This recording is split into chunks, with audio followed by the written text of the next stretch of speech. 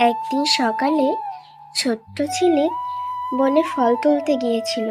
সে খুশি মনে গান গাইছিল। লাল লাল ফল আমার পছন্দ ভালো ফল, টক টক মিষ্টি, আহা কি সুস্বাদু ফল। ঝিলিক ঝিলিক সাবধান সাবধান, ওই যে গাছটা দেখছো, ওই গাছের নিচে বাঘ ঘুমাচ্ছে, গান গেও না গান গেও না। এই বলেই পাখিটি সেখান থেকে চলে যায়, আর তার কিছুক্ষণ পরই বাঘের ঘুম ভেঙে যায়।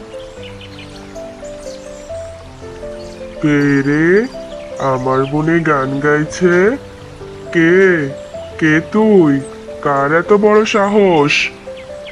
আমি ঝিলিক, আমি ফল তুলছিলাম। কিছু ফল তুলে নিয়েই এখনই আবার বাড়ি চলে যাব।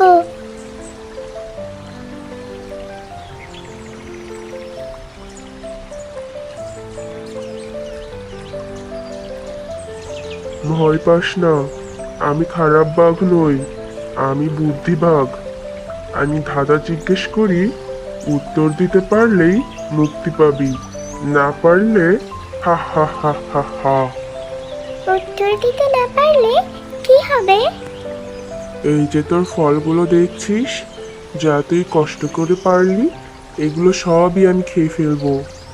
ঝিলিক একটু ভয় পেলেও সে সাহস করে বলল, ঠিক আছে, তুমি বলো, আমি তোমার সকল ধাঁধার প্রশ্নের উত্তর দেব।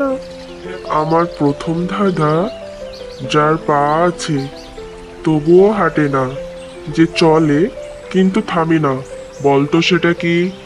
হাঁটে না, চলে, থামি না। ও, এটার উত্তর তো হবে নদী। হুম, ঠিক ধরেছ।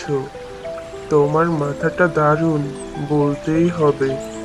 আমার দ্বিতীয় ধাঁধাটা হলো, যতই কাটো ততই বাড়ে, কিন্তু মাথা নেই, বলো তো সেটা কি? ও, এটার উত্তর তো আমি জানি। এটার উত্তর হবে চুল। আহা, আবার ঠিক! তুমি তো সত্যিই বুদ্ধি মেয়ে।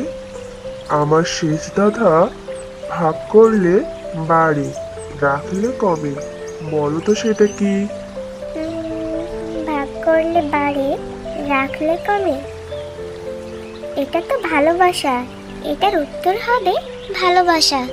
ঠিক বলেছ ছোট্ট মেয়ে, তুমি শুধু বুদ্ধিমান না, তোমার মনও ভালো। আমি তোমার বন্ধু হতে চাই। ঠিক আছে, আজ থেকে তুমি আমার বন্ধু, কিন্তু তুমি কথা দাও, এই বনে আর কারোর ফলে তুমি কেড়ে খাবে না, সবার সাথে মিলেমিশে থাকবে। সেদিন থেকে বুদ্ধিবাগ আর ঝিলিক মিলে বনে মজার স্কুল চালু করলো, যেখানে সবাই ধাঁধা শিখে, হাসে, ভাগাভাগি করে খায়।